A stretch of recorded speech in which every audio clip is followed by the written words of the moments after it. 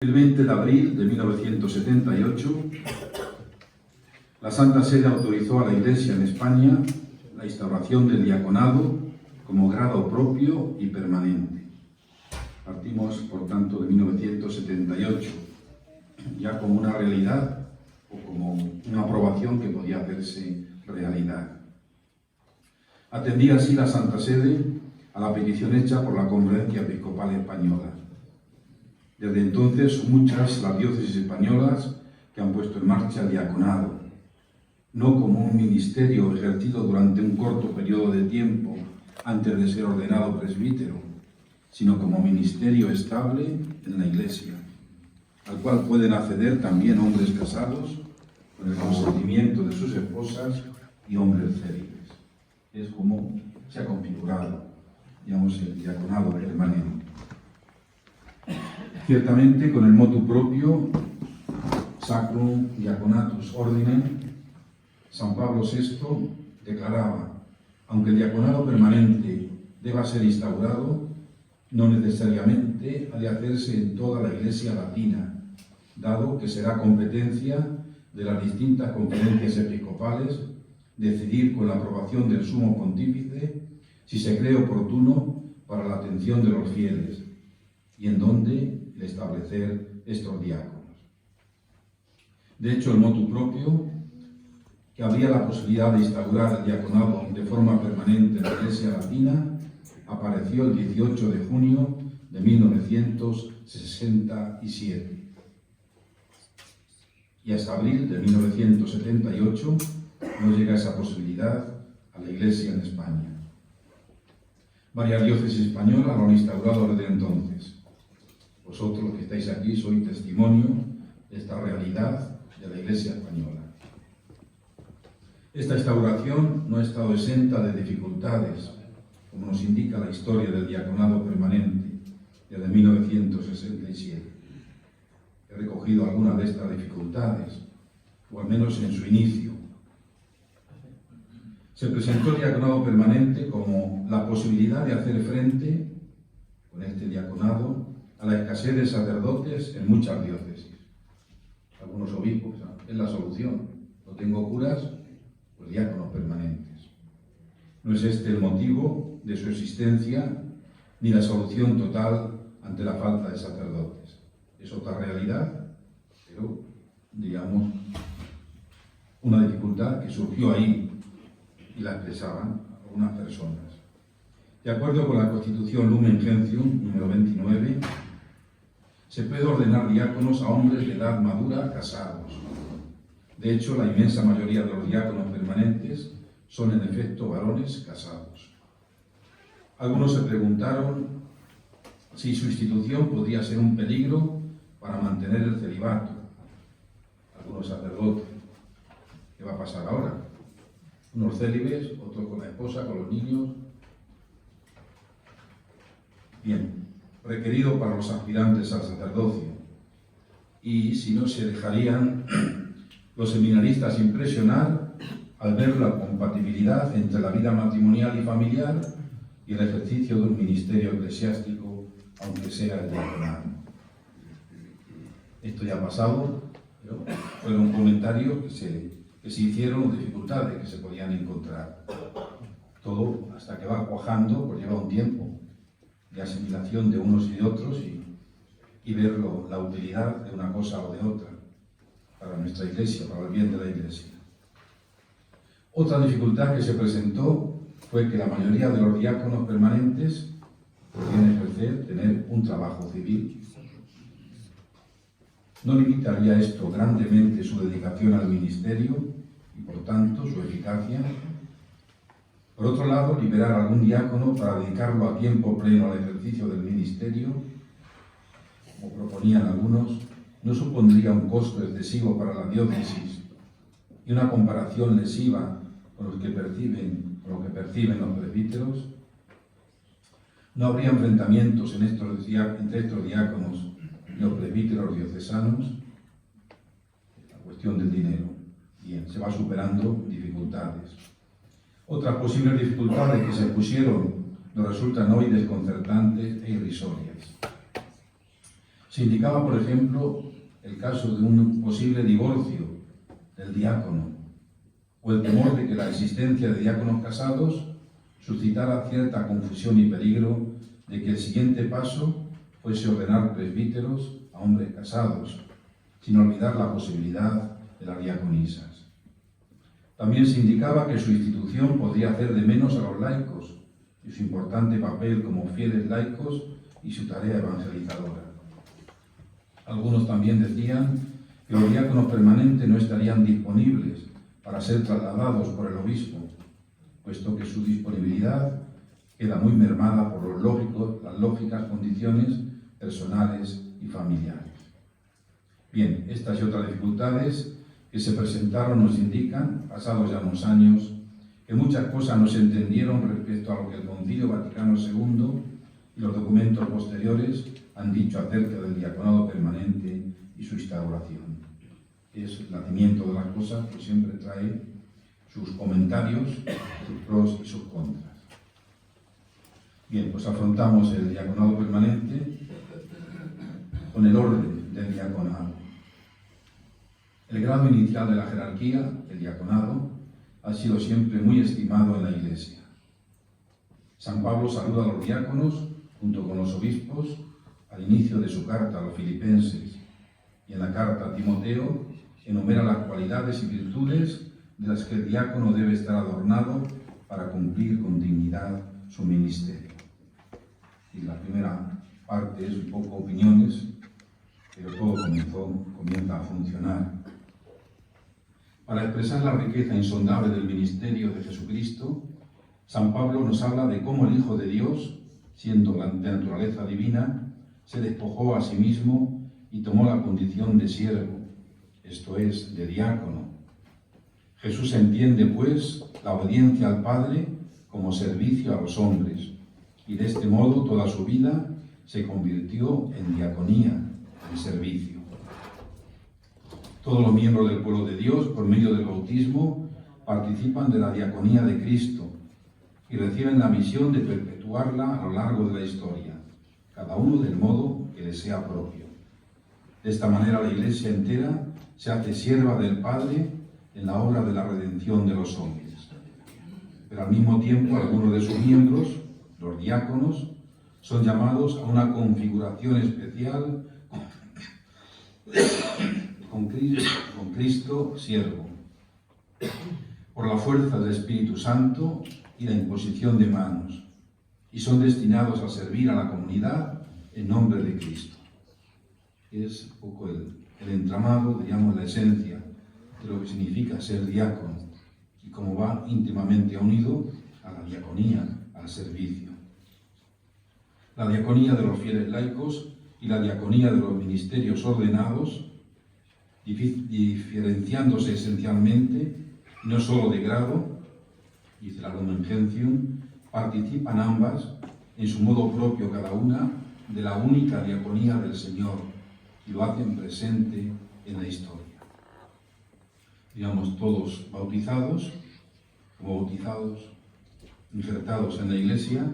En esa Iglesia cada uno tiene su tarea, su misión, y ahí los laicos tienen la suya, vosotros tenéis la vuestra, nosotros pues tenemos la nuestra.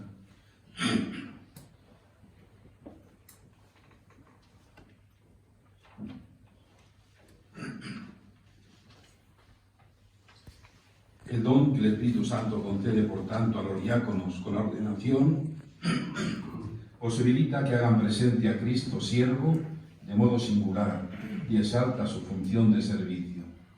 Les confiere el estado teológico y jurídico de ministros sagrados o clérigos, omito los cánones, y los hace idóneos para ejercitar servicios eclesiásticos específicos. Por esta razón, los diáconos, que deben estar insertos orgánicamente en la pastoral de comunión y de corresponsabilidad con la Iglesia particular. Lo específico del diácono es la configuración con Cristo servidor. Creo que con estas frases, digamos, identificamos pues, quiénes sois, cuál es vuestra tarea, vuestra misión. Lo específico del diácono es la configuración con Cristo, como servidor. Lo expresa muy bien el Papa Juan Pablo II. La configuración con Cristo sacerdote, maestro y pastor, que constituye la gracia del Espíritu Santo, propia del sacramento del orden, en la ordenación del diácono, por el contrario, es configuración específica y preeminente con Cristo en su papel de servicio. Es la persona, el cambio de temperatura y otras cosas. Muchas agradezco. Tengo uno en la boca. Pero bueno, cada uno es compañero. Sí, ya lo vi. Lo tenía, pero bueno, digo. Bueno, por tanto, vuestra misión, tarea, configuración es eso, con Cristo servidor. Decía, pues, como el Papa lo explica. La configuración con Cristo, sacerdote, maestro y pastor, que constituye la gracia del Espíritu Santo, propia del sacramento del orden, en la ordenación del diácono, por el contrario, es configuración específica y preeminente con Cristo en su papel de servicio. Decía así el Papa, el diácono es en su grado personifica a Cristo, siervo del Padre, y constituye hacer crecer la Iglesia como realidad de comunión, de servicio, de misión. El diaconado no es, pues, un grado de participación sacerdotal, como en el caso del obispo y del presbítero, sino un grado de servicio, signo o sacramento del mismo Señor Jesucristo, que no viene a ser servido, sino a servir. El Concilio Vaticano II determina el puesto que en la línea de la tradición más antigua ocupan los diáconos en la jerarquía ministerial de la Iglesia. Dice así la Lumen Gentium. En el grado inferior de la jerarquía están los diáconos, a los que se les impone las manos no para el sacerdocio, sino para el ministerio, sostenidos en efecto por la gracia del sacramento, en comunión con el obispo y sus presbíteros, están al servicio del pueblo de Dios en el ministerio de la liturgia, de la palabra y de la caridad. Hablamos, por tanto, del diaconado permanente como de un ministerio ordenado. Hablar del diaconado permanente en la Iglesia es hablar de un ministerio ordenado, es decir, de participar en uno de los grados del sacramento del orden sacerdotal. La institución del diaconado permanente en hombres casados y en célibes tiene su lugar propio en la estructura y la vida de la Iglesia. Y no es algo raro, excepcional. Ha de entenderse, pues, a la luz de su sacramentalidad. Dice el Concilio Vaticano II, Cristo el Señor, para dirigir al pueblo de Dios y hacerle siempre progresar, estableció en su Iglesia diversos ministerios que están ordenados al bien de todo el cuerpo. Los ministros que poseen la sagrada potestad están en efecto al servicio de sus hermanos, para que todos los que son miembros del pueblo de Dios y tienen, por tanto, la verdadera dignidad cristiana, aspirando al mismo fin, en libertad y orden, lleguen a la salvación. Esto quiere decir que el sacramento del orden, episcopado, presbiterado y diaconado, configura al que lo recibe con Cristo, mediante una gracia especial del Espíritu Santo, a fin de servir de instrumento de Cristo en favor de su Iglesia. Por la ordenación recibe la potestad de actuar como representante de Cristo, cabeza de la Iglesia, en su triple función de sacerdote, profeta y rey. Son palabras del Catecismo de la Iglesia Católica. Por tanto, al sacramento del orden, la misión confiada por Cristo a sus apóstoles continúa siendo ejercida en la Iglesia hasta el fin de los tiempos.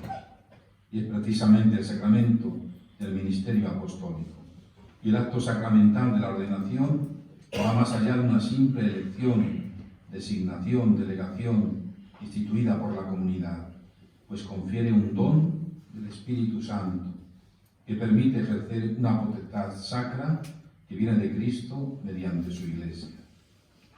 No es un permisito, cualquier cosa, no simplemente están insertados en ese ministerio ordenado, en ese servicio a la Iglesia, de una manera muy concreta. De este modo, sigo con la Lumen Gentium, el enviado del Señor habla y obra no con autoridad propia, sino en virtud de la autoridad de Cristo, no como miembro de la comunidad, sino hablando a ella en nombre de Cristo. Nadie puede conferirse a sí mismo la gracia, ella debe ser dada y ofrecida. Esto supone ministros de la gracia, autorizados y habilitados por parte de Cristo. Sacramentalidad. La razón de todo ello es sencilla. La razón es sencilla. La Iglesia no puede llevar adelante por sí misma la misión a ella encomendada por Cristo. Toda su actividad necesita de la comunión con Él, cabeza de su cuerpo. Porque unida a su Señor, del mismo recibe constantemente el influjo de gracia y de verdad, de guía y de apoyo, para que pueda ser para todos y cada uno el signo e instrumento de la íntima comunión y unión del hombre con Dios y de la unidad de todo el género humano. Termino. Si es un poquito largo, lo siento, pero bueno, yo me he remozado o recordado un poco quiénes sois y cuál es vuestra realidad, también sacramental. Aquí es donde el ministerio ordenado encuentra su razón de ser, en la necesidad para la humanidad de la unión vital y operativa de la Iglesia con Cristo. El sacramento del ministerio apostólico comporta por ello 3 grados, pues dice el concilio, así el ministerio eclesiástico, del ministerio apostólico, de institución divina, está ejercido en diversos órdenes, que ya desde antiguo recibían los nombres de obispos, presbíteros y diáconos. Los obispos presiden en lugar de Dios el rebaño del que son pastores, como maestros y doctores, pero lo hacen con la ayuda de los presbíteros y diáconos. Esta es la razón fundamental de la existencia o restauración en los últimos años del diaconado permanente en la Iglesia y concretamente, digamos, para nosotros en España. Que sigáis con vuestra vocación, respondiendo a la llamada y bueno, siendo útiles pues a la Iglesia en el lugar donde Dios ha pensado para vosotros, y en vosotros pienso, en vosotros, en la familia, para seguir siendo esas piedras vivas en la Iglesia y construyendo el reino de Dios.